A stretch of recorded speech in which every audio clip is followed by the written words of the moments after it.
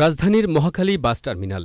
এই টার্মিনাল থেকেই মূলত ময়মনসিংহ বিভাগের সব জেলা এবং সিলেট বিভাগের কয়েকটি জেলার পরিবহন চলাচল করে। প্রায় ৪ বছর অপেক্ষার পর গত বছর গাজীপুরের চৌরাস্তা থেকে ময়মনসিংহ পর্যন্ত 4 লেনের কাজ শেষ হলেও গাজীপুর চৌরাস্তা পর্যন্ত মহা দুর্ভোগ। আবদুল্লাপুর থেকে চৌরাস্তা পর্যন্ত রাস্তা ৮ লেনের হলেও ২/৩ সুয়ারেজের নোংরা পানির দখলে। একটু বৃষ্টি হলে তো আর কথাই নেই। তার সাথে ঈদের আগে সংস্কার কাজে টঙ্গী থেকে চৌরাস্তা পর্যন্ত দীর্ঘ ২২ কিলোমিটার জ্যাম হবে ঈদে ঘরমুখো মানুষের সঙ্গী। অন্যদিকে ঢাকা চট্টগ্রাম সড়কে মেয়র হানিফ ফ্লাইওভারের উপর দিয়ে দূরপাল্লার বাস সাইনবোর্ড মোড়ে গিয়েই আটকে থাকবে দীর্ঘ সময়। এই রুটে সাইদাবাদ বাস টার্মিনাল থেকে গাড়ি বের হওয়া মাত্র পড়তে হবে যানজটের কবলে।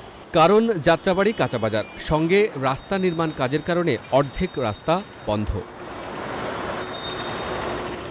সাইনবোর্ড পার হয়ে কিছুদূর যাওয়ার পর সিদ্ধিরগঞ্জ বাস স্ট্যান্ড পার হতে লম্বা সময় পার করতে হবে বাসগুলোকে। কাঁচপুর ব্রিজের মাথায় গিয়ে আটকে থাকতে হতে পারে অনেক সময়।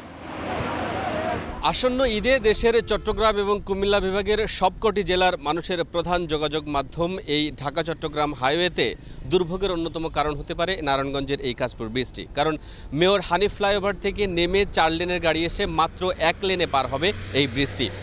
এখানে যাতে যানজট না হয় এবং ঈদে ঘরমুখো মানুষ যাতে নির্বিঘ্নে এই এলাকাটি পার হতে পারে তার জন্য প্রয়োজনীয় সব ধরনের ব্যবস্থা গ্রহণের জন্য প্রশাসনের প্রতি জোর দাবি জানিয়েছে বাস পরিবহন কর্তৃপক্ষ এবং সাধারণ যাত্রীরা।